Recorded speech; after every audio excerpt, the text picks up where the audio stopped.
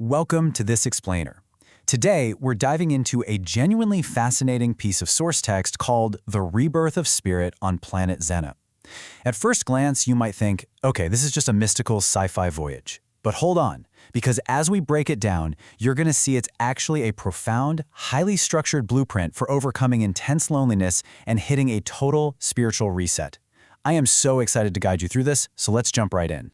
We're actually starting at the end to anchor ourselves. The text we're analyzing today constantly builds toward this really powerful rhythmic climax. The narrator repeats this exact phrase 3 distinct times. I'm born again with your love. I'm born again with your love. I'm born again with your love. This isn't just a fleeting good mood kind of thing. It's a permanent state of spiritual renewal. Everything we're about to explore, the cosmic travel, the esoteric codes, the painful past, literally everything is in service of reaching this exact moment of undeniable rebirth. But, to understand how the narrator achieves this incredible conclusion, we've got to ask a super practical question. What does it take to truly heal from the inside out? How do you actually get from the absolute depths of being alone to this peak of cosmic rebirth? You don't just wake up one day completely transformed, right? There's a process. And the text gives us this rigorous step-by-step roadmap for emotional evolution. It tells us we have to fundamentally change how we interact with our own minds before we can ever hope to reach our metaphorical planet Zena. Tuning your inner frequency. Okay, to kick off that process, the text shifts our focus entirely inward. Before any grand journey across the stars can happen, the narrator has to focus on what the text explicitly calls tuning my mind.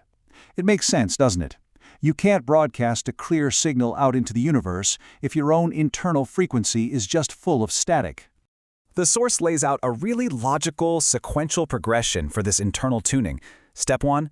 Love your thoughts. It all starts with cognitive framing, literally accepting and nurturing the ideas bouncing around inside your head. Step 2, love your image. This takes that internal acceptance and applies it to your external self-perception, just embracing who you are completely. And then boom, the breakthrough is step 3. Your words are projection of the cosmic world.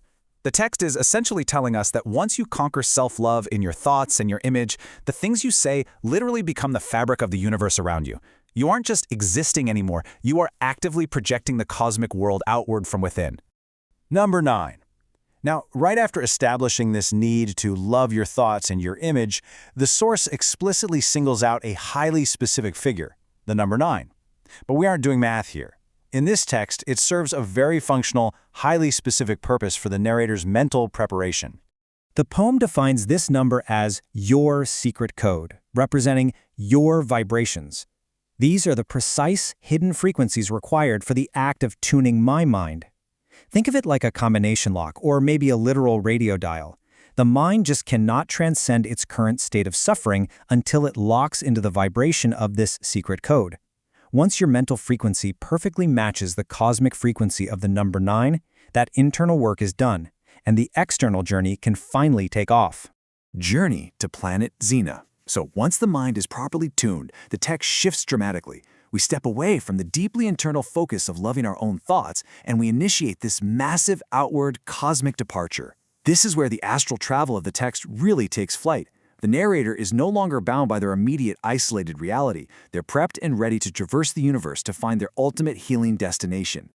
The absolutely crucial point here is how the narrator ascends through these escalating levels of reality. Just notice the progression from the source. First, the connection is made, traveling with you. Then, they enter a new dimension, moving to your space. From there, it expands entirely to your world.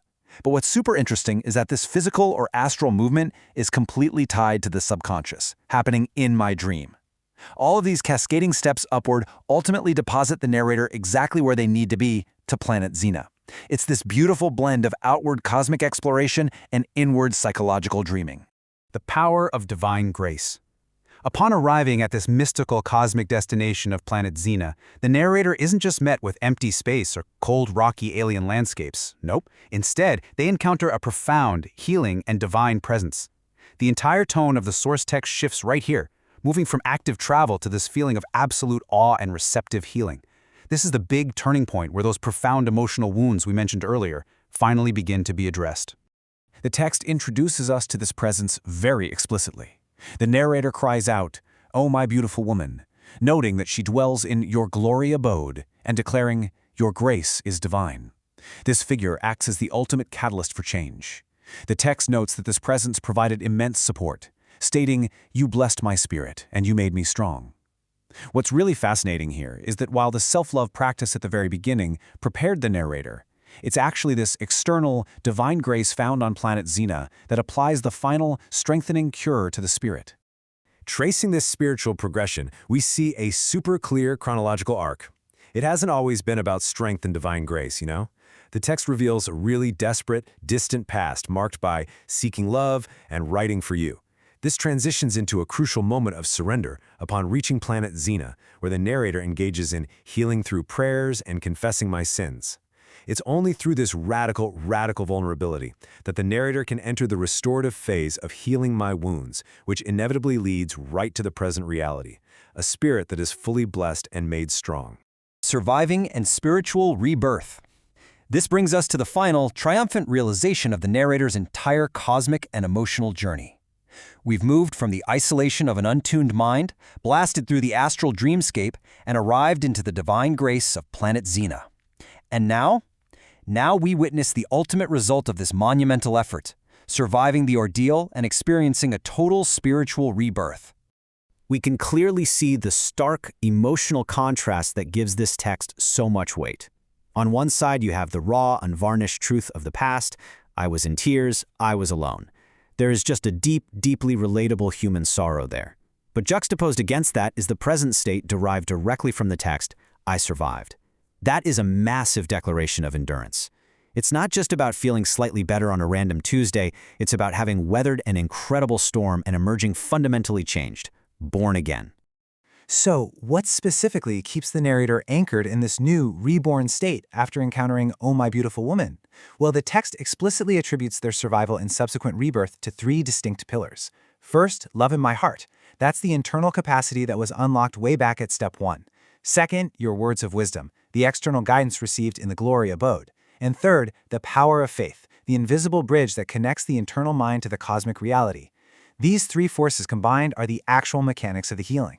And so our explainer culminates right where we started, returning to this powerful mantra.